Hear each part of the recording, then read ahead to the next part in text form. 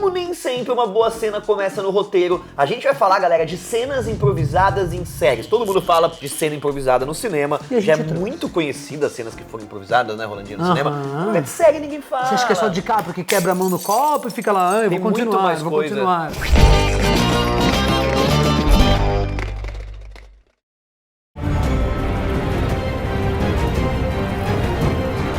A gente não podia deixar de fora um dos chips, digamos assim, mais famosos e mais queridos de Game of Thrones, que rendeu vários momentos de improviso icônicos aí dessa série, que é icônica, né? Quem acompanhou a tal Guerra dos Tronos deve ter se divertido horrores com as cenas do Tormund paquerando a Brienne quando ela chega no Castelo Negro. Acontece que toda aquela troca de olhares entre os personagens foi algo que os atores foram criando ali na hora mesmo, enquanto estavam filmando. Oh, meu Deus. Claro, Rolandinho, existem vários diretores que também gostam de rodar uma coisa completamente improvisada, em deixar os atores criarem o texto. Certinho já temos. Então, e tem também diretores que são completamente apegados no texto. Isso. A gente conversou, por exemplo, com o Daniel Rezende, ele conta que em Mônica, laços, não só porque eles são crianças, mas né? é porque é o jeito dele de dirigir, de deixar meio que o texto aparecer. A única coisa que estava escrita no roteiro sobre a interação deles era Tormund encara Brienne, porque ele nunca viu uma mulher como ela. Ou seja, como não tinha um diálogo escrito, os atores... só olhar. Exatamente, os atores tiveram a liberdade de fazer ali o que desce na telha, dando um tom cômico e bem inusitado pra esses personagens. Cômicozinho.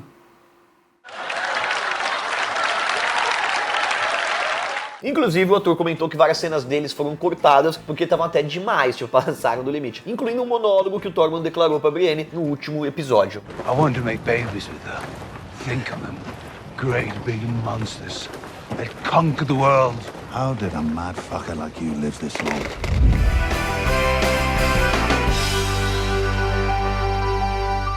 Óbvio, né, gente, que vai ter The Office. É uma série que sempre usou improviso como linguagem narrativa. Hã? Obviamente que toda essa interação lá rendeu várias cenas hilárias e popularizou essa tendência nas sitcoms de criar um ambiente bacana e deixar a galera rodar solta. Você percebe que até a pessoa que tá filmando, o cinegrafista, ele é meio colocado como um cara que tá no cantinho ali gravando, né? Não, e deve ter improviso do próprio cinegrafista de decidir quando é que puxa um zoom, Total. quando é que faz uma brincadeira. Bom, exatamente por ter tantos improvisos nessa série, também momentos muito engraçados, que a gente resolveu trazer improvisações um pouco diferentes, né? Que deixaram o próprio Steve Carell com lágrimas nos olhos. Não de tristeza, de dar risada. Foi de risada ou foi de risada, tristeza? de risada. Fica até o final. Não sei.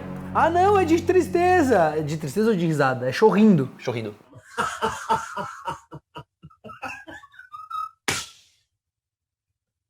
A gente tá falando da musiquinha de despedida que os atores cantaram pra ele no episódio 21 da 7ª temporada, que marcou o adeus do Michael Scott dessa série maravilhosa. E como é de se imaginar, as gravações do capítulo foram muito tocantes, galera, pro elenco, que, segundo a Jenna Fischer, ensaiou a canção em segredo por dias pra ser uma homenagem ao Carell, né? Remember to call.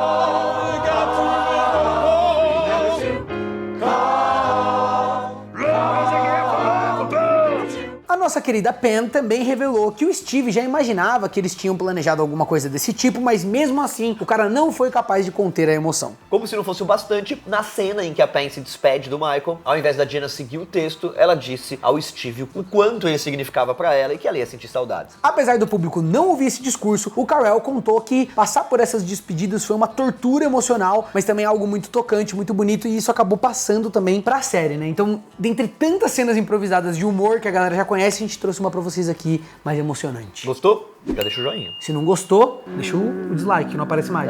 Então eu não dou a mínima. Não tem problema. Então que você foda.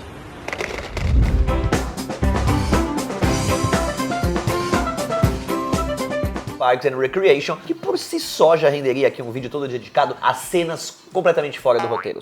É que nem o Pipocando, a gente também sai do roteiro todo o tempo todo. Todas as horas Às vezes a gente sai até do estúdio. Todas as horas tem cenas que Às saem vezes do o roteiro. Bruno sai do estúdio, gente. Imagina vai sair do roteiro. Mas o monólogo do personagem do Patton Oswalt, o que rolou ali no episódio Artigo 2 da 5ª temporada, é talvez uma das interpretações mais aleatórias do seriado. Na ocasião, galera, o Garth, ele interrompe uma reunião do Conselho da Cidade falando sobre ideias para transformar Star Wars 7 num crossover com o universo cinematográfico da Marvel, que é uma ótima ideia, né? Já é da mesma empresa, pelo menos, né? I would now like to share some ideas I have for J.J. Abrams' 7th chapter in the Star Wars saga. Apesar de ser bem curtinha, essa cena foi tão bem recebida pelo público que o canal lançou até uma versão estendida do monólogo, com mais de 8 minutos de improvisação. E há alguns meses esse momento ficou ainda mais famoso na internet porque o Garfo praticamente previu como aconteceria um trecho da cena de abertura da série do Boba Fett. Então, nessa piração dele lá, o cara já acertou umas coisas. The gloved Mandalorian armor gauntlet of Boba Fett grabs onto the sand outside the Sarlacc pit, and the feared bounty hunter pulls himself from the maw of the sand beast. Além disso, na versão estendida, o personagem meio que previu também a chegada do Homem-Aranha, Moon Knight, Demolidor e até do Hércules no MCU, o que na época era um sonho impossível. Será que ele tinha informações internas? Temos que lembrar que esse ator é um cara de Hollywood, um cara bem apessoado. Pode ser. Can we please cut?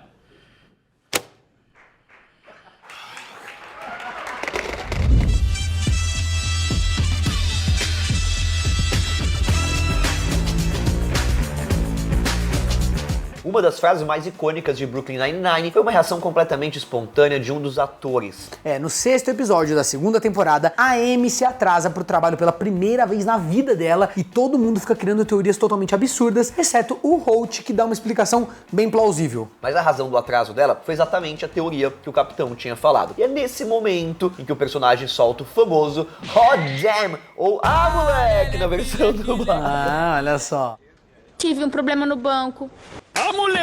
E pelo que o André Bauer revelou numa entrevista pro Screen Actor Guild, essa frase surgiu simplesmente porque o roteiro não deixava claro como o Holt reagiria ali ao atraso da Amy. No fim das contas, a frase de efeito ficou tão icônica que acabou virando aí um dos principais bordões do personagem e, é claro, passou a ser dita outras vezes na série. Mas dessa vez os roteiristas já colocavam, né? É que nem o tão cortando, né, Bruno? Estão cortando. Hoje não estão cortando mais nada, né? Estão cortando a retenção do YouTube, transferindo tudo pro TikTok, cortando a onda dos YouTubers. Então...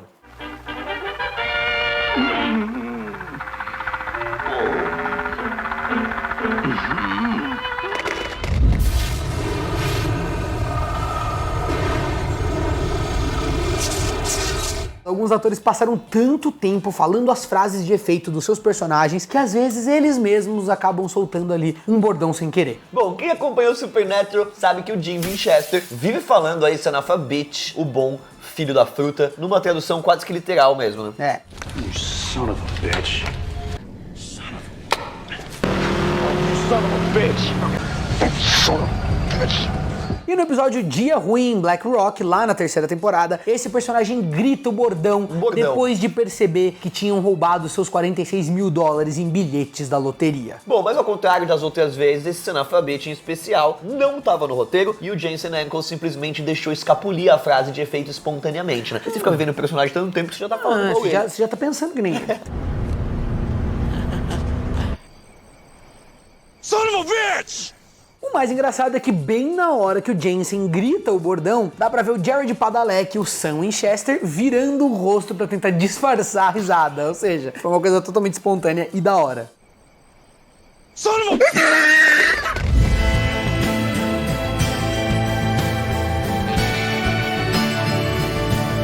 Sherlock, galera, foi um verdadeiro fenômeno na televisão, tendo ganhado vários Emmys ao longo dos anos, incluindo de melhor roteiro em séries limitada de 2014. O elenco presenteou os fãs com vários momentos que foram improvisados e a prova disso é o episódio O Signo de 3 da 3ª temporada. Pra quem não viu, em certo ponto desse capítulo, o Sherlock e o Watson enchem a cara numa despedida de solteiro, mas acabam tendo que desvendar um assassinato enquanto estão bem xaropes. Mamadinhos.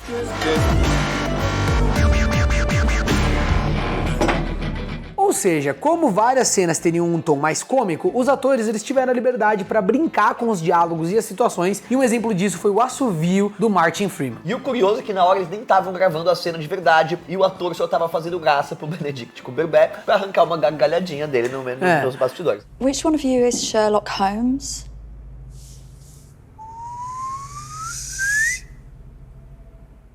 Aliás, logo depois disso, o Benedict esqueceu o diálogo e soltou um peço desculpas pelas minhas coisas, que acabou indo pro corte final, porque os showrunners acharam super engraçado ele falando isso, e meio que casou ali com o momento e deu certo. John, wake up. Apologize about my...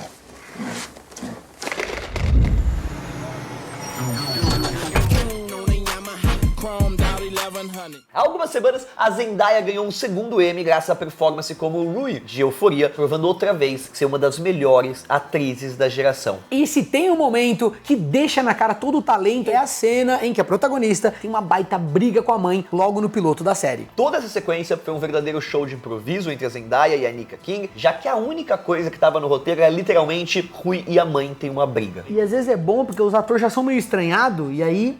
Tá vendo? Os caras arrumam umas tretas, eles falam o cachê do outro. 5 dias antes começa a plantar uns bagulho. A pessoa tá ganhando mais. Não, tá falando que não aguenta mais contracenar com você. Pediu um trailer separado.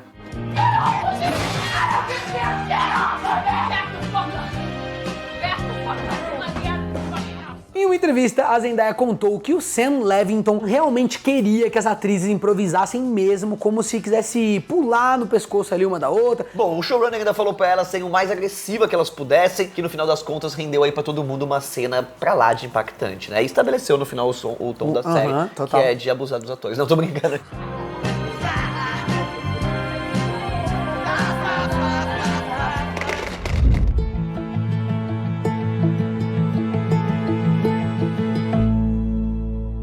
This Is Us é cheia de momentos de aquecer o coração, mas também deixa uma dorzinha no peito. A parte mais incrível, galera, é que volta e meia algum desses momentos tocantes surge no próprio set, momentos antes das gravações, né? O pessoal fica emocionado, tudo como rolou no capítulo Memphis da primeira temporada. O episódio abordou o passado do pai biológico do Randall e tem uma cena em que o Will mostra pro filho um par de bebedouros antigos, um para brancos e outro para pessoas de cor. I've been living with white people for a long time. Oh my God, you're in trouble now, son.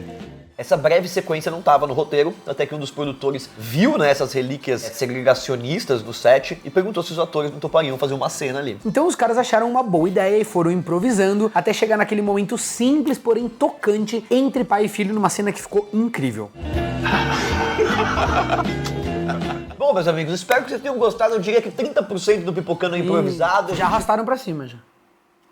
Vai lá no nosso podcast. Sem TikTok, galera. Fica aqui com a gente, que já tá mais tranquilo, tem mais espaço. Sem TikTok? Eles estão sentindo. Pessoal, sem TikTok.